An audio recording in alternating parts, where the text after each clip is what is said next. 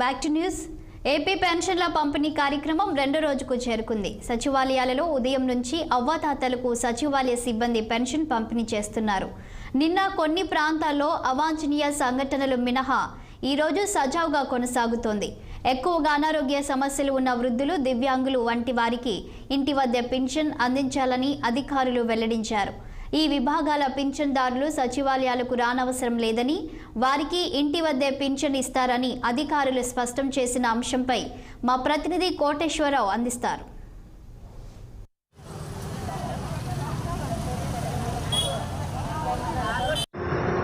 ఆంధ్రప్రదేశ్లో పెన్షన్ పంపిణీ కార్యక్రమం రెండవ రోజుకు చేరుకుంది. నిన్న ఉదయం ఏదైతే మరి పెద్ద ఎత్తున కొన్ని అవాంఛనీయ సంఘటనలు జరిగాయో ఆ తర్వాత మధ్యాహ్నం నుంచి పెన్షన్ కార్యక్రమం అయితే మరి లాంఛనంగా ప్రారంభమైందని కూడా చెప్పుకోవచ్చు. ప్రస్తుతం రెండవ రోజు చేరుకుంది.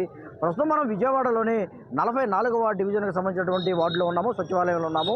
ఇక్కడ దాదాపు 4 నుంచి 5 వార్డులకు సంబంధించినటువంటి వితంతు పెన్షన్లు కానీ లేకపోతే వృద్ధాప్య పెన్షన్లు కానీ ఇక్కడ అందజేస్తూ ఉన్నారు. ప్రస్తుతం ఈరోజు అయితే ఉదయం 6 గంటల నుంచి మరి ఇక్కడ పెన్షన్ పంపిణీ కార్యక్రమం పెద్ద ఎత్తున జరుగుతుందని చెప్తున్న పరిస్థితి. అయితే ఉదయం 6 గంటల నుంచి స్టార్ట్ అయినటువంటి ఈ పెన్షన్ కార్యక్రమం ప్రస్తుతం ఇక్కడ కొనసాగుతూ ఉంది.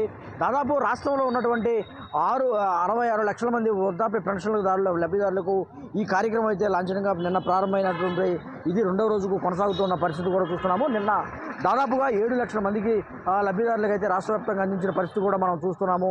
ఏదైతే ఉందో పెన్షన్ లబ్ధిదారులకు సంబంధించినటువంటి అంశాలను మనం ఒకసారి పరిశీలిస్తే నిన్న మరి పెనలూరుకు సంబంధించినటువంటి వజ్రం అనే దాదాపు 80 సంవత్సరాల వృద్ధురాలు మరి వడదెబ్బకి ఆవిడ మృతి చెందిన సంఘటన పెద్ద ఎత్తున రాష్ట్రంలో సంచలనంగా మారింది. అయితే దీనికి సంబంధించినటువంటి ఇక్కడ మంచినీళ్ళు కానీ టెంట్లు కానీ ఏర్పాటు చేసిన పరిస్థితి. నిన్న ఎటువంటి ఏర్పాట్లు లేవని కూడా చెప్పుకోవచ్చు. అయితే ఈరోజు ప్రభుత్వం అయితే ఖచ్చితంగా ఈ మనుటెండలకు వృద్ధులు ఇబ్బందులు పడకుండా కొన్ని ఏర్పాట్లు అయితే చేస్తున్న పరిస్థితి కూడా చూస్తున్నాం. ఇప్పటికే కొంతమంది ఇక్కడ ఉన్నారు.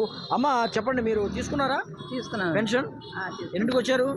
ఇప్పుడే వచ్చారు, అరగంట తీసుకున్నారు. ఎలా ఉందమ్మా ఇప్పుడు? ఎలా తీసుకుంటున్నారు? గతంలో ఎలా ఉంది? గతంలో కూడా బాగానే ఉంది. వారు ఇంటికి వచ్చి ఇస్తున్నారు, బాగానే ఉంది.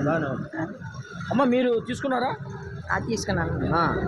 ఏంటి ఎలా ఉంది ఇప్పుడు? ఇక్కడికి వచ్చి తీసుకుంటున్నారు కదా, ఎలా ఉంది ఏంటండి? ఇంటికాడ ఇస్తే అదొక ఇదిగా ఉండేది. ఇప్పుడు ఇక్కడ వచ్చి నిన్న 3 సార్లు తిరిగా.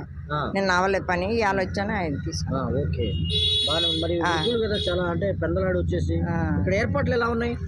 నిన్న బాగాలేదు కానీ ఇవాళ బాగుంది. ఈ మొత్తంగా వృద్ధులు అయితే చెప్తూ ఉన్నారు, చాలా సంతోషం వ్యక్తం చేస్తున్నారు.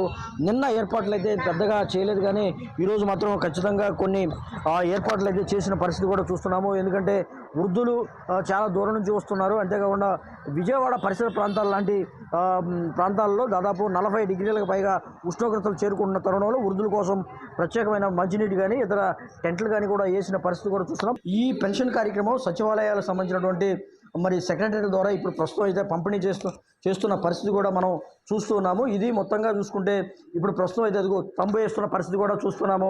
ఇక్కడ ఈ కార్యక్రమం అయితే లాంఛనంగా ప్రారంభమైంది. నిన్న కొంత సమయంలో మరి మధ్యాహ్నం వరకు కూడా వెయిట్ చేసిన పరిస్థితి కూడా చూస్తున్నాము. ఎందుకంటే నగదు మరి జమ అవ్వలేదని కూడా కొంతమంది అధికారులు చెప్తున్న పరిస్థితుల్లో ప్రస్తుతం అయితే మరి నగదు కూడా చాలా సిద్ధంగా ఉంది. కంపల్సరిగా మరి అందుకుంటున్న పరిస్థితి కూడా మనం చూస్తూ ఉన్నాము. ఇది మొత్తంగా చూసుకుంటే అమ్మ ఎంత వచ్చింది? ఎంత తీసుకున్నారు? 3,000 వృద్ధాప్య పెన్షన్ అందుకున్నటువంటి లబ్ధిదారులు కూడా చెప్తున్నారు. చాలా సంతోషం కూడా వ్యక్తం చేస్తున్న పరిస్థితి మరిన్ని రోజులు కూడా కొనసాగుతుంది. 6వ తారీఖు వరకు కూడా కొనసాగుతుందని అధికారులు చెప్తున్నారు. మొత్తంగా చూసుకుంటే పెన్షన్ నిన్న జరిగిన అవాంఛనీయ సంఘటనలను దృష్టిలో పెట్టుకుని ప్రభుత్వం అయితే మరి చర్యలు తీసుకొని ఈరోజు సజావుగా సాగేందుకు కూడా పెద్ద ఎత్తున ఏర్పాటు చేస్తున్న పరిస్థితి కూడా చూస్తున్నాం. ఇది విజయవాడ నుంచి మరి పెన్షన్ పంపిణీ కార్యక్రమానికి సంబంధించినటువంటి తాజా పరిస్థితిని కూడా చెప్పుకోవచ్చు. కెమెరామెన్ బాలకృష్ణతో కోటేశ్వరరావు, 16 కోసం విజయవాడ నుంచి.